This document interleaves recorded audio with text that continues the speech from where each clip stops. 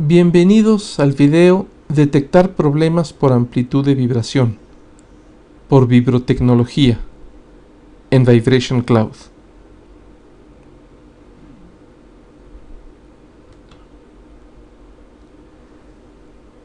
La severidad de vibración es un valor bien definido por la norma ISO 10816. Aquí se presenta la versión 1 de esta norma. Como se puede ver en el eje vertical, la severidad de vibración es la velocidad de vibración expresada en milímetros sobre segundo y en particular con valores RMS. Hay otras características que la norma indica acerca de cómo debe medirse esta severidad, por ejemplo respecto del filtrado. Dichas características son cumplidas por el método de medición que utiliza Vibration Cloud. Observen por favor que esta gráfica está dividida en 4 grupos que le llaman grupo K, M, G y T, y además contiene 4 zonas que son las de Good, Useful, Still Permissible y Unacceptable. ¿Qué significa cada uno de estos? Grupo K se refiere a máquinas pequeñas. Recuerden ustedes que estamos tratando aquí siempre con maquinaria rotativa industrial correctamente cimentada. Definimos máquina pequeña, cualquier máquina que tenga hasta 20 caballos de fuerza en su propulsor. El grupo M está conformado por las máquinas medianas, que tienen desde 20 hasta 400 caballos de fuerza. El grupo G está formado por las máquinas pesadas, aquellas que están movidos por propulsores de más de 400 caballos de fuerza. Y finalmente tenemos las turbomáquinas. Por otro lado, los niveles de evaluación que muestra esta tabla son Good, que significa bueno, y básicamente nos quiere decir que el estado de la máquina es igual al de una máquina nueva o recién reparada. Las máquinas deberían estar aquí precisamente al principio de su operación. Conforme van trabajando, naturalmente se van desgastando, pero una máquina que ya tiene algún tiempo de operación, pero que todavía se encuentra en muy buen estado, podría superar los niveles de vibración de Good, de bueno, para encontrarse ahora en el rango de aceptable, que significa una máquina que puede seguir operando en el largo plazo. Esta máquina debería mantenerse en un programa de mantenimiento predictivo, midiéndose cada 3 o 4 meses, simplemente para asegurarnos de que está operando de manera correcta. Cuando se supera el nivel aceptable, podríamos llegar al nivel de permisible. Esta máquina puede seguir operando, pero lo recomendable es revisarla con mayor frecuencia para asegurarnos de que no nos vaya a dar una mala sorpresa. Si los niveles de vibración son elevados, podríamos llegar al límite de inaceptable, donde lo más recomendable es detener y reparar inmediatamente esta máquina. Si no lo hacemos de esta manera, podría ocurrir un fallo inesperado con todas las consecuencias que esto puede acarrear.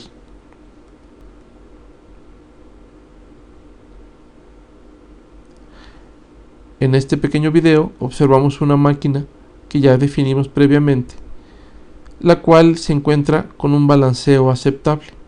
La máquina arranca, opera durante unos segundos y se detiene, y los valores de vibración son recogidos por el sensor. En el sistema de análisis de vibraciones de Vibration Cloud, deberemos entrar a la zona de medición oprimiendo la pestaña Mida. Lo primero es asignarle un nombre al reporte.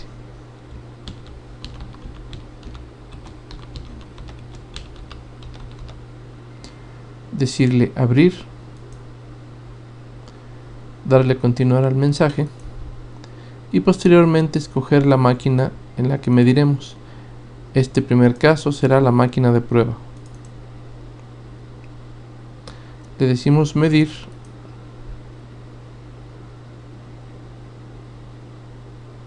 esta es una medición de referencia, obsérvese un valor muy bajo de 0.2 milímetros sobre segundo RMS, y eso es únicamente ruido porque en este momento la máquina está apagada. Al arrancarla, si le decimos medir, observemos cómo cambiará la severidad. Pasó de un valor inferior a 0.3 a uno de 1.87. Este valor será guardado.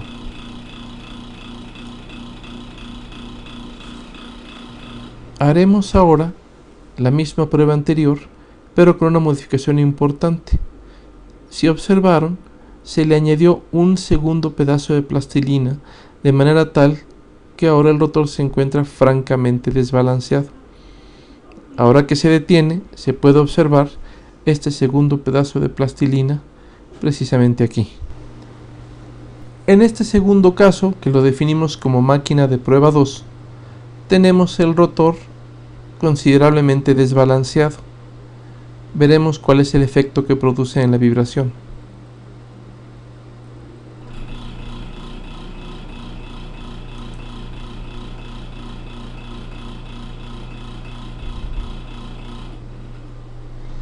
Obsérvese por favor cómo el pico creció considerablemente, y aquí nos indica con un color naranja diciéndonos que el estado está peor.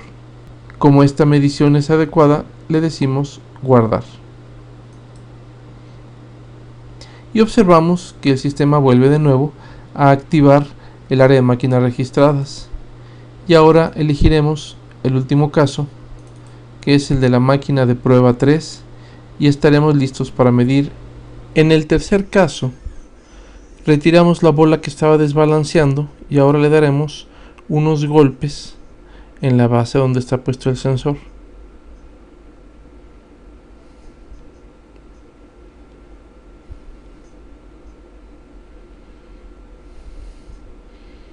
Veamos ahora las lecturas que nos arroja el sistema Vibration Cloud. Arrancamos la máquina, la golpeamos y tomamos las lecturas.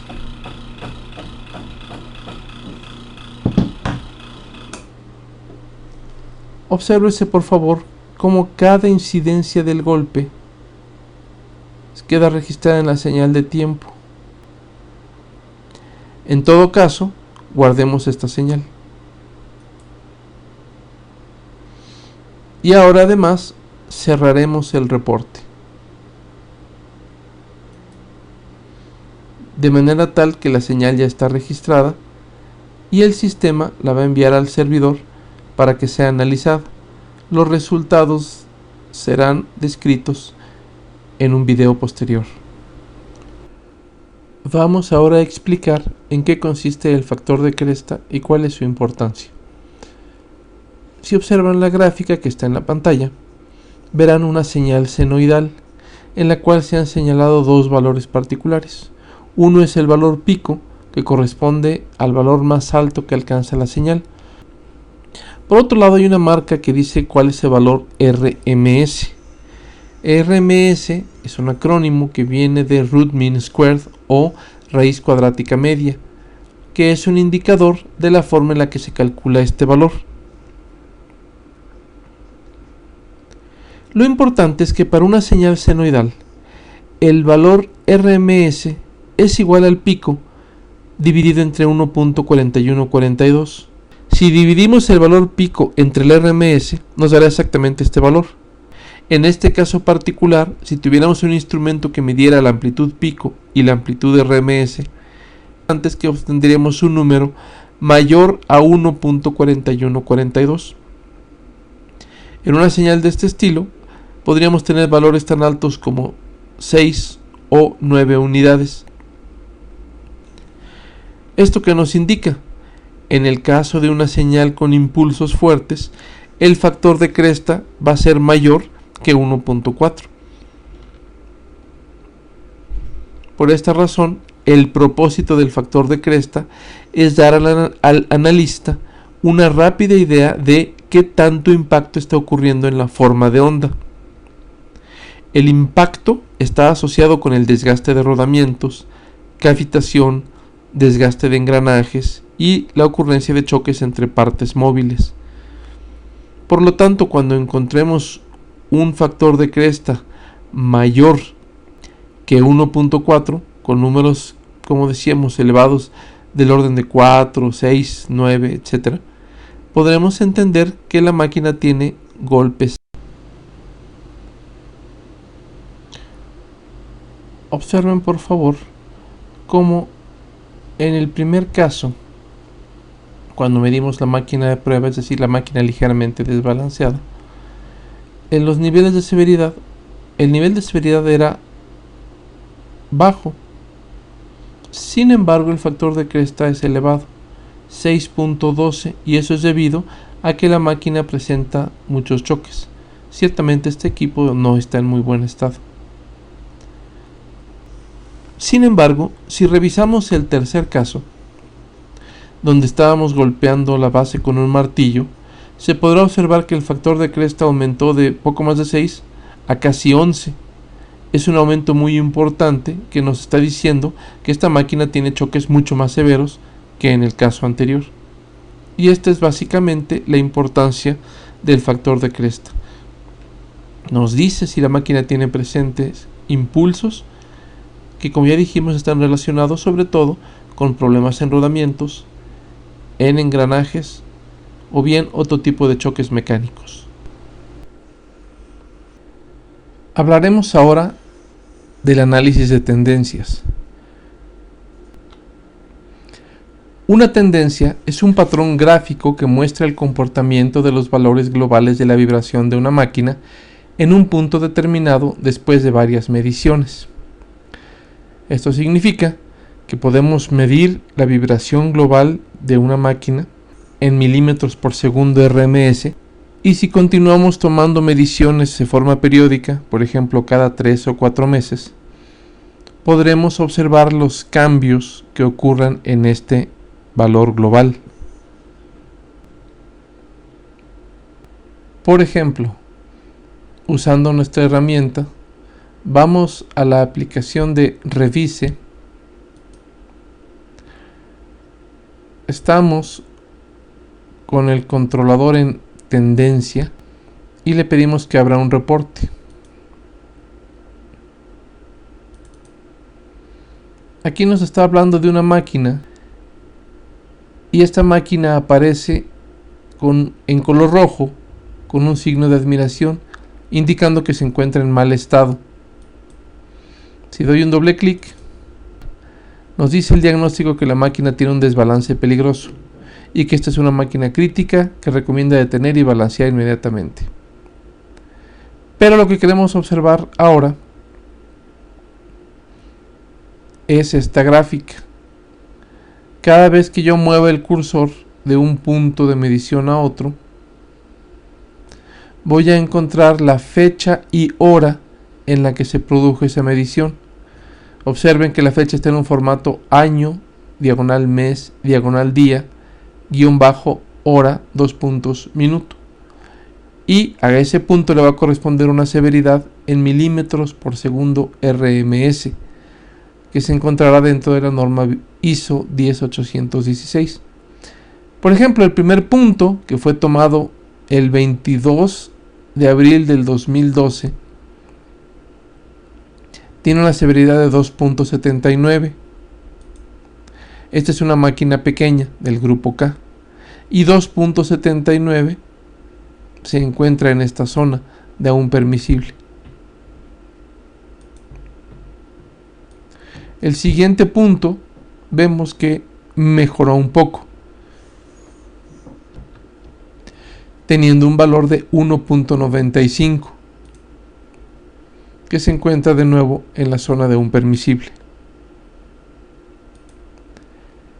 Sin embargo, observamos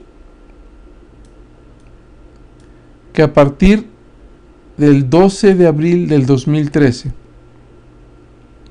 los valores empezaron a crecer sensiblemente En primer lugar, en un 3.85, que se encuentra todavía dentro de aún permisible. 7.01, ya en el área de inaceptable, para llegar el día 31 de enero del 2014 a un nivel de 11.87, que ya se encuentra muy dentro del área de inaceptable. Esto nos está indicando que el estado de la máquina ha estado empeorando progresivamente a partir de enero del 2013, y debería darnos la idea de que cualquiera que sea la causa de este desbalance, es algo que ha ido empeorando cada vez que hemos tomado una lectura. El análisis de tendencias presenta dos limitaciones principales. Por un lado, se basa en valores globales, lo cual nos debe hacer entender que la causa de vibración no puede ser determinada. Recuerden ustedes que la causa de vibración solamente se puede determinar a través del espectro, es decir, del análisis de vibraciones.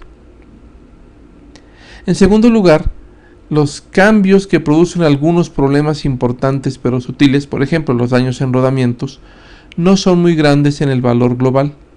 Con esto estamos diciendo, el valor global puede ser un valor relativamente grande, mientras que el daño del rodamiento podría producir una vibración relativamente pequeña, que no se alcanzaría a notar en la vibración, aun si esta vibración específica del rodamiento aumentara sensiblemente.